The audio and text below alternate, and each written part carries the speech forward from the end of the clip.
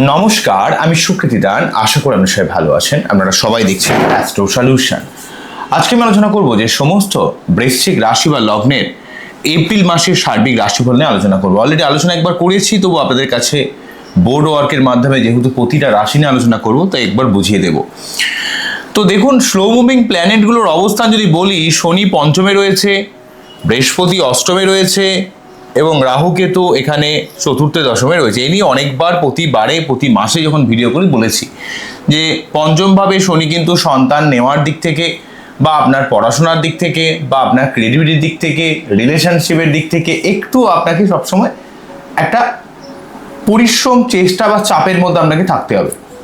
যতটা কর্ম করবেন সেই অনুযায়ী কিন্তু আপনি ফল পাবেন। সেটা সন্তানের দিক থেকে হোক, পড়াশোনার দিক থেকে বলি, রিলেশনের দিক থেকে বলি, সেটা কিন্তু শনি পঞ্চমের জন্য ব্যাপারটা দিচ্ছে। অন্যদিক থেকে চতুর্থ দশমে রাহু কিন্তু অলরেডি পরিবার কেন্দ্রিক ব্যাপারে প্রচুর ডিস্টারবেন্স আসছে বৃশ্চিক রাশি বা লগ্নের জীবনে, এবং সেই সঙ্গে আপনাদের বাসস্থান পরিবর্তন, কর্ম পরিবর্তনের অনেক সুযোগ সুবিধা তৈরি করা, বাড়িতে কোনো রকম রিপেয়ারিংয়ের কাজ হওয়া বা ইন্টেরিয়র ডেকোরেটিংয়ের কাজ হওয়া, ইলেকট্রনিক্স গ্যাজেট আসা। দশমভাবে কেতু থেকে কিন্তু আপনাকে কর্মের জায়গায় প্রথমের দিকে কিছুটা ডিস্যাটিসফ্যাকশন তৈরি করলেও মোটামুটিভাবে এপ্রিল মাসে আপনাদের বলবো যে অবশ্যই কিছু কর্ম পরিবর্তনের সুযোগ বা কর্মের দিক থেকে আপনি যদি চেষ্টা করেন, পরিশ্রম করেন, তাহলে কিন্তু এখানে কেতু কিন্তু যথেষ্ট একটা পজিটিভ ফল দেবে। কেননা কেতু অলরেডি মঘা নক্ষত্রে প্রবেশ করেছে, কেতুর দিকটা অত্যন্ত একটা পজিটিভ জায়গায় কিন্তু চলে আসবে। কিন্তু তার নিজের স্বনেক নক্ষত্রে থাকার জন্য এখানে কর্মকেন্দ্রিক ব্যাপারে যথেষ্ট একটা পজিটিভ ফল পাবেন। অন্য দিক থেকে বৃহস্পতি অষ্টমভাবে থাকার জন্য যে কোনো পরিবর্তনের দিক থেকে ভালো, ঠিক আছে, বা আপনার জীবনে একটা গুরুত্বপূর্ণ কিছু পজিটিভ পরিবর্তন বা জীবনের ফাটকা ইনকামের দিক থেকে ভালো, উত্তরাধিকার সূত্রে সম্পত্তি প্রাপ্তির দিক থেকে ভালো হলেও কিন্তু অষ্টমভাবে বৃহস্পতিদের কিছুটা পেটের সমস্যা ক্রিয়েট করায়, কিছুটা গুরুস্থানীয় মানুষের সঙ্গে মতবিরোধ তৈরি করে এবং কিছুটা অর্থকেন্দ্রিক দিক থেকে কিছুটা চাপের অবস্থা তৈরি করে। তো এগুলো অলরেডি ছিল। সব থেকে বড় কথা, বৃহস্পতি অষ্টমভাবে থাকার জন্য কিছুটা ফ্যাটির সমস্যা বা গ্যাস অম্বলের সমস্যা বেড়ে যাওয়া, ঠিক আছে, বুদ্ধি ইমপ্লিমেন্টেশনে কিছু সমস্যা ক্রিয়েট করা, অর্থকেন্দ্রিক দিক থেকে কিছুটা চাপ খেয়ে যাওয়া, অত্যন্ত বেশি খরচ হয়ে যাওয়া, এই ধরনের একটা ব্যাপার কিন্তু ছিল। কিন্তু এপ্রিল মাসে সব থেকে বেশি গুরুত্বপূর্ণ যে ব্যাপারটা থাকবে সেটা হলো, আমরা মোটামুটিভাবে 2 তারিখের পর থেকেই ওভারঅল এই একটা জায়গাটা দেখাচ্ছি, বুধ রাহু একসঙ্গে যুক্ত হয়ে আছে। বুধ রাহু এই যোগটা চতুর্থভাবে থাকার জন্য তো অবশ্যই আপনাদের কানেকশনের দিকটা অনেকটা বাড়াবে, ঠিক আছে, কারণ রাহু কিন্তু বুধকে অ্যাম্পলিফাই করে দেবে। কিন্তু বুধ রাহু যোগ অ্যাকচুয়ালি এই 11ই এপ্রিল পর্যন্ত রয়েছে।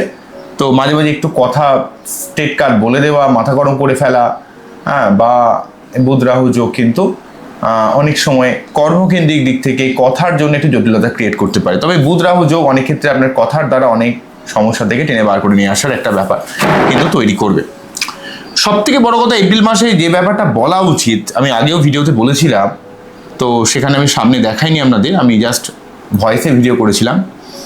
সব থেকে বড় কথা, পঞ্চমভাবে অলরেডি শনি অবস্থান করছে এবং অলরেডি সূর্যদেব 14ই এপ্রিল পর্যন্ত এখানে অবস্থান করবে এবং মঙ্গলদেব 2 এপ্রিল থেকে 11ই মে পর্যন্ত এখানে অবস্থান করবে। তাই শনি মঙ্গল এবং শনি রবি যোগ দুটো একসঙ্গে যোগ পঞ্চমভাবে তৈরি করবে। যেহেতু আপনাদের ক্ষেত্রে লগ্নপতি বা রাশিপতি মঙ্গলদেব এবং সেই সঙ্গে দশমপতি রবিদেব এবং তৃতীয়পতি এবং চতুর্থপতি শনিদেব যুক্ত হবে, এই যোগটা অ্যাকচুয়ালি অনেকগুলো গ্রহের সমন্বয়, মানে অনেকগুলো ভাবের কম্বিনেশন। লগ্ন বা রাশি, চতুর্থ, তৃতীয়, দশম, এতগুলো ভাবের কম্বিনেশন মানে জীবনে কিছু অবশ্যই কিছু কানেকশন তৈরি করবে। কিন্তু শনি মঙ্গল যোগ আপনাকে অত্যন্ত খিটখিটে করে দেবে, রাগিয়ে দেবে, মাথা গরম করিয়ে দেবে, হটকারিতা বানিয়ে দেবে। যাদের সুগার প্রেশারের সমস্যা আছে সেটা আরও বাড়তে পারে। শরীর টরির খুব একটা পারমিট করবে না। আপনাদের মধ্যে যাদের বৃশ্চিক রাশি বা লগ্ন, যাদের ক্ষেত্রে শনি মঙ্গল যোগ রয়েছে, মেয়েদের ক্ষেত্রে গাইনোকল প্রবলেম, লাইফ পার্টনারের সঙ্গে ভুল বোঝাবুঝি, হটকারিতা, মাথা গরম করে ফেলা, তিতিবিরক্ত ভাব ক্রিয়েট করে দেওয়া, ছোটোখাটো কোনো রক্তপাত, অ্যাক্সিডেন্টের সম্ভাবনা বাড়িয়ে দিতে পারে। এই জায়গাটা খুব বিপজ্জনক। অলরেডি ভোট চলবে এবং তার সঙ্গে সঙ্গে ভোটের মোটামুটি একটা আগে পরে বলি, এই সময়টা ভোটের বাতাবরণ কিন্তু থাকছে। তার সঙ্গে সঙ্গে পঞ্চমভাবে শনি মঙ্গল যোগ আপনার বুদ্ধিতে অত্যন্ত রাগিয়ে দেওয়ার জন্য একটা বাধা ক্রিয়েট করবে। এবং শনি রবি যোগ কিন্তু পিতার শরীর স্বাস্থ্যের ব্যাপারে সাবধান হতে হবে, পিতার সঙ্গে মনোমালিন্য হতে পারে। এবং সেই সঙ্গে কর্মকেন্দ্রিক ব্যাপারে অনেক জটিলতার ব্যাপার কিন্তু ক্রিয়েট করতে পারে। যেই জায়গায় আপনার কথা বলার দরকার নেই, প্রয়োজন নেই, সেই জায়গায় আপনি এমন কিছু কথা বলে ফেলবেন, তার জন্য কিন্তু আপনাকে অনুতাপ করতে হবে। কিন্তু আপনি বলে ফেলবেন, এমন একটা সিচুয়েশন দেখবেন ক্রিয়েট করবে, একটা ঝগড়া অশান্তির ব্যাপার সিচুয়েশন ক্রিয়েট করবে।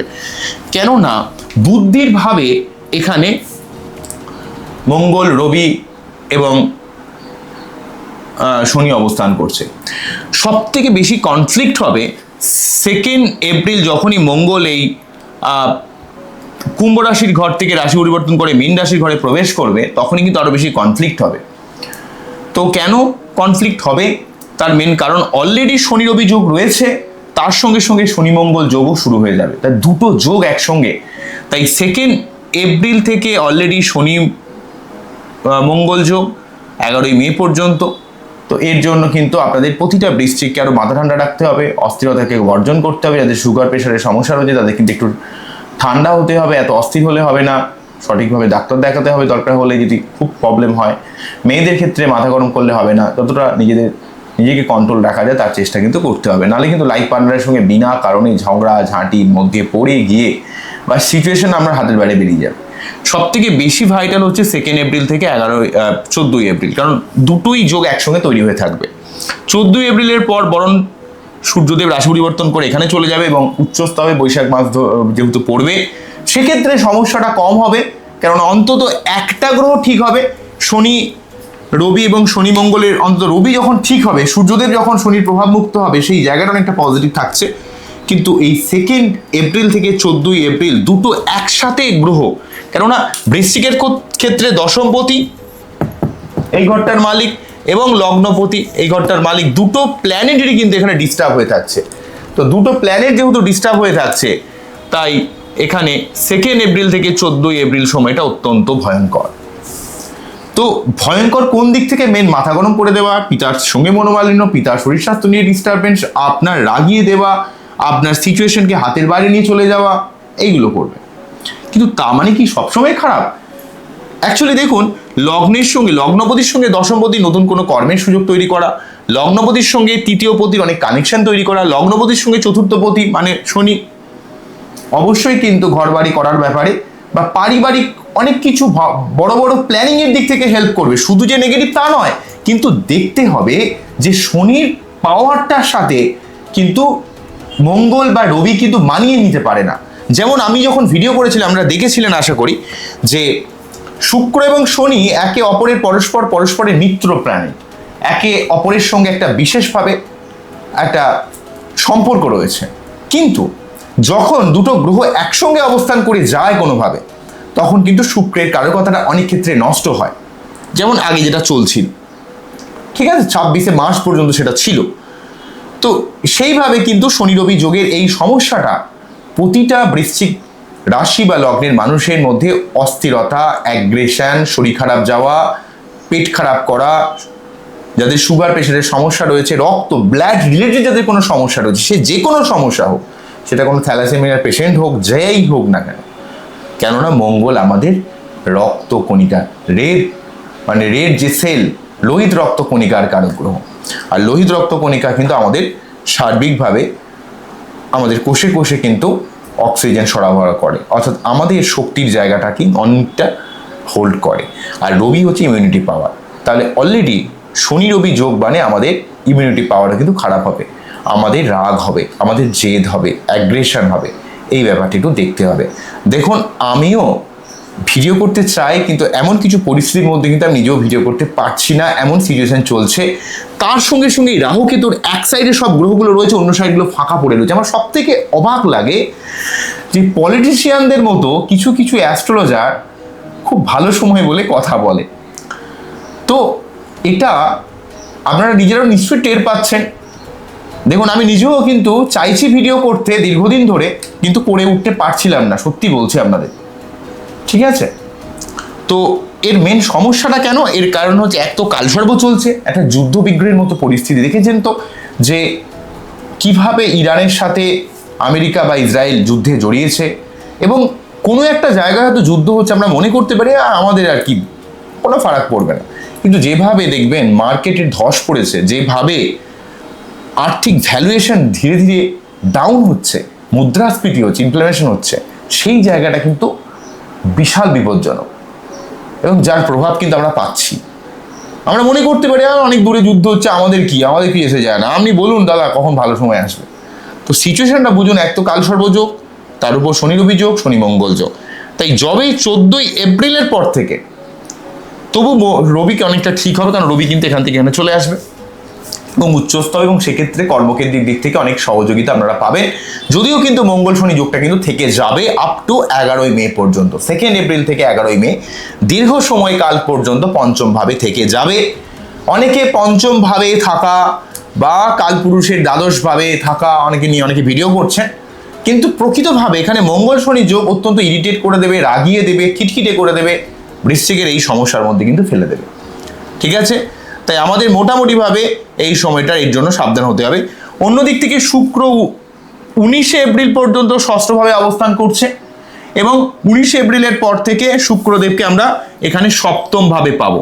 তো এই অবস্থানটা খুবই গুরুত্বপূর্ণ হবে, কারণ বৃশ্চিকের ক্ষেত্রে জীবনে প্রেম, ভালোবাসা, রিলেশনশিপ, অর্থ নিয়ে হাজারো সমস্যা থাকে।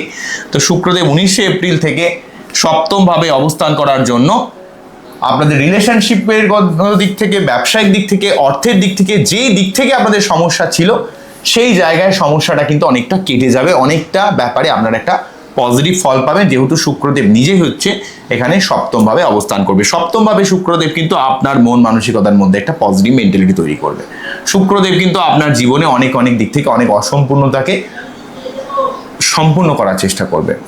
আপনার অর্থ প্রদান, আপনার লাইফ পার্টনারের সহযোগিতা, আপনার জীবনে নতুন কোনো প্রেম আসা, বা যারা অলরেডি বিবাহিত রয়েছেন বিবাহিত সম্পর্কের মধ্যে একটা পজিটিভ বা একটা বন্ডিং ব্যাপারটা ভালো হবে।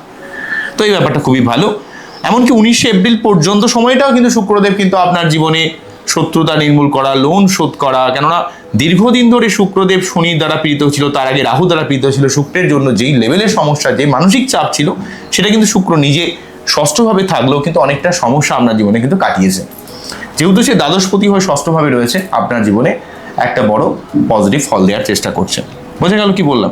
আচ্ছা, আর একটা ব্যাপার বলি, যে বৃহস্পতিদেব অষ্টমভাবে থাকলেও কিন্তু 11ই মার্চ থেকে 2 জুন পর্যন্ত এখানে অবস্থান করবে মার্গী হয়ে, এবং সেক্ষেত্রে কিন্তু আপনার এখান থেকে 1, 2, 3, 4, 5 দ্বাদশভাবে দৃষ্টি প্রদান করার জন্য সঠিক জায়গায় ব্যয় হবে। দ্বিতীয়ভাবে দৃষ্টি প্রদান করার জন্য আর্থিক উন্নতির দিক থেকে হেল্প করবে, এবং এখানে নবম দৃষ্টির মাধ্যমে চতুর্থ ভাবকে প্রভাবিত করার জন্য রাহুর নেগেটিভ প্রভাবটাকে অনেকটা কমাবে। সেই দিক থেকে অনেকটা ভালো থাকছে। এবং বুধকে আমরা রাহু যুক্ত হয়ে দেখলেও বুধ 11 এপ্রিলের পর কিন্তু এখানে শনির সঙ্গে যুক্ত হবে, এবং সেক্ষেত্রে কিন্তু আপনাকে কমিউনিকেশন ব্যাপারটাকে ভালো করবে, যেহেতু বুধ আপনাদের ক্ষেত্রে অষ্টমপতি এবং একাদশপতি, অর্থকেন্দ্রিক দিক থেকেও কিন্তু অনেক দিক থেকে হেল্প করবে। যদিও শনি বুধ একসঙ্গে আপনাকে একটু ধীরে ধীরে বুদ্ধি বা প্ল্যানিং করার ক্ষমতা দেয়। হঠাৎ করে আপনি যে কোনো ব্যাপারে সিদ্ধান্ত নিতে একটু সময় লাগবে, কিন্তু যে সিদ্ধান্ত নেবেন সেটা খুব লজিক্যাল সিদ্ধান্ত এবং সেটা খুব ভালো হবে। তো এই হলো ওভারঅল ব্যাপার।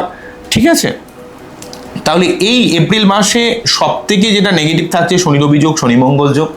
শনি মঙ্গল যোগটা কিন্তু আমরা এপ্রিল মাসে মুক্তি হবে না, দ্বিতীয় মাসের 2 তারিখ থেকে শুরু হয়ে যাবে এবং সেটা 11ই মে, অর্থাৎ পরের মাস পর্যন্ত কন্টিনিউ করছে মঙ্গলের ব্যাপারটা। তার জন্য কিন্তু আমাদের একটু সাবধান হতে হবে। তার জন্য প্রতি মঙ্গলবার 3 বার করে হনুমান চল্লিশা পাঠ করতে হবে। মঙ্গলের যে মন্ত্র ওং ধরণীগর্ভ সম্বোধং বিদ্যুৎ পঞ্জ সমাপ্রভম কুমারং শক্তি হস্তাঞ্চ গ্রহিতাঙ্গ নমাম, এই মন্ত্র পাঠ করে তার যে বীজ মন্ত্র, সেই মন্ত্র কিন্তু পাঠ করতে হবে। ঠিক আছে, ওং হুং শ্রীং মঙ্গলায় নমঃ, ওং ক্রাম ক্রিম ক্রম সহ ভৌমায় নমঃ, ওং ক্রাম ক্রিম ক্রম সহ ভৌমায় নমঃ, ওং ক্রাম ক্রিম ক্রম সহ ভৌমায় নমঃ। এই মন্ত্র পাঠ করতে পারেন, অনেক উপকার হবে। ঠিক আছে, তো আজকে এখানেই থামছে। আবার দেখা হবে নতুন কোনো ভিডিও নিয়ে। আমরা খুব ভালো থাকুন, অ্যাস্ট্রোলজি দেখতে থাকুন। নমস্কার, থ্যাংক ইউ।